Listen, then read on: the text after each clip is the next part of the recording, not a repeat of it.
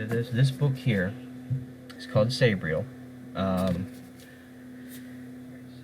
it's been what, over 25 years. When did this come out? 96, 95, something like that.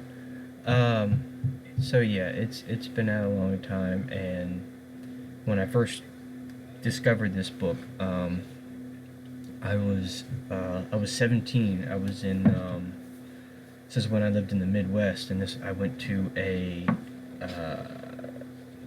the St. Louis Children's Hospital. Got a customer. Okay, go get that customer. So I tell nothing but the truth, for better or worse.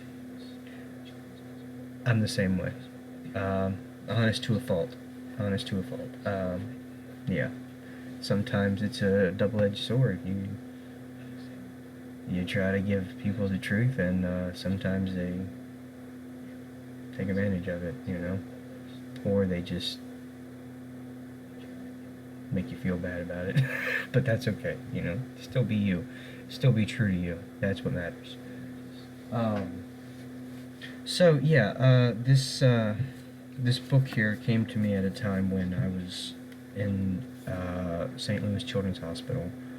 I was 17, and I'll just come out and say this is a mature place. This is for adults. But yeah, I was in a very low place where I thought I would try and take my life, and I took a whole bunch of Tylenol and didn't say anything about it, and they said approximately like 70, 80 tablets. It was a lot. It was a shitload, and it kind of, yeah, I was lucky. I'll just say I was very lucky. Nothing is ever that serious where someone should even have to think about that. At the time, yeah, I was young. I didn't know better. So I didn't say anything to my parents. They found out the next day when I was, throwing up and throwing up blood. And they took me to the hospital, and they put me on this little jet, and they flew me to St. Louis, which was a couple hours away from where we lived at the time. And it was too late they gave me stuff, this liquid. It was clear, and it was like, it comes in like the cough syrup things that you have, and it was clear, and it smelled like sulfur. It smelled like rotten eggs. It was disgusting, and I had to take two like every couple hours. And they say your enzymes are supposed to be between 30 and 40. Mine was over 3,000, so it was pretty fucking severe. But I pulled through it. My body pulled through it. It messed me up, but I lived. So everything after the visit there, everything returned back to normal. All my levels, everything, all my vitals and everything leveled out. And while I was there at this hospital, at this children's hospital, there was a woman that was pushing around a cart, a book cart, no, a cart that had a bunch of books on it. And out of all those books, this is the one I picked up. And so, yeah,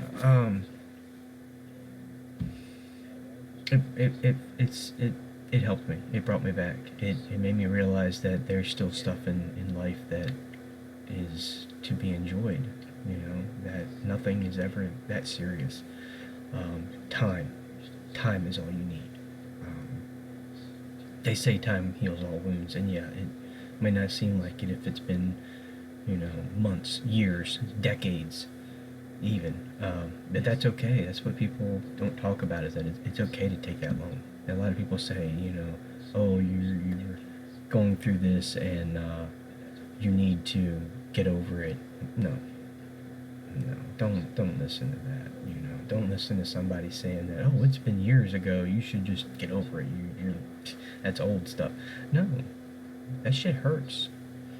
And you gotta take time to heal. You gotta take time to grieve and get better. Let's catch up on chat. Let's see.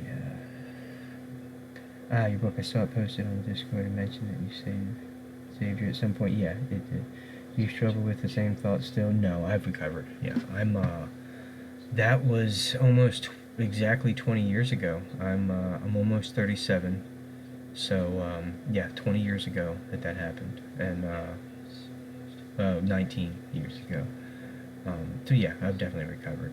And since then, about 4 years ago, my cousin, who's a couple years older than my mom, he actually took his life. And, you know, his dog now lives with us. So if you see in our Discord that looks like a golden pit bull in the pictures under pets, that was his dog, and so we took her in.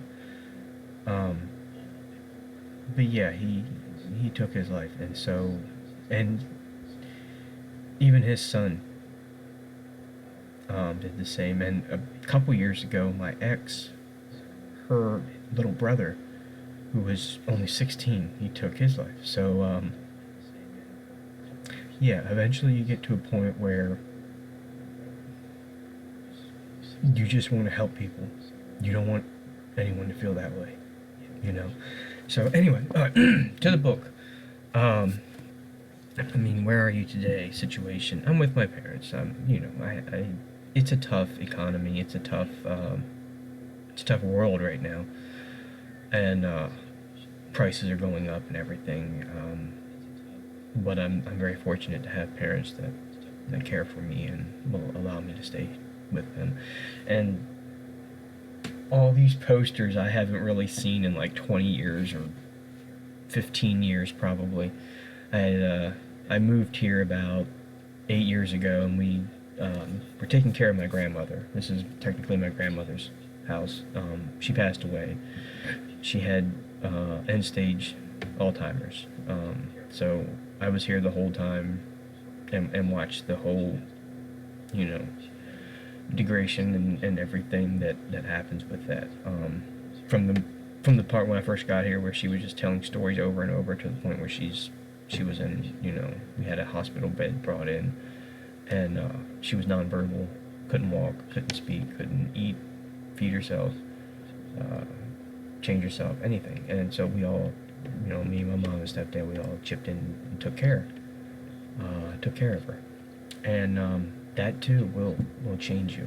It will totally change you. So yeah, I just want to share this book because it's an amazing story. To some it might be a little too much, but it is technically a youth novel, I guess you could say, or young adult, or whatever. So it's not too gruesome, but it's more kind of like on the lines. I haven't really read Harry Potter. I've watched the movies, maybe all the way through, I think. All of them. I don't know. There's a lot. But if I were to say what this book is like, I would say something like that, but with like something similar to necromancers and such, instead of witches and warlocks and stuff. It's more like mages. And yeah, anyway. So thank you all for being here. I'm going to go ahead and jump into this.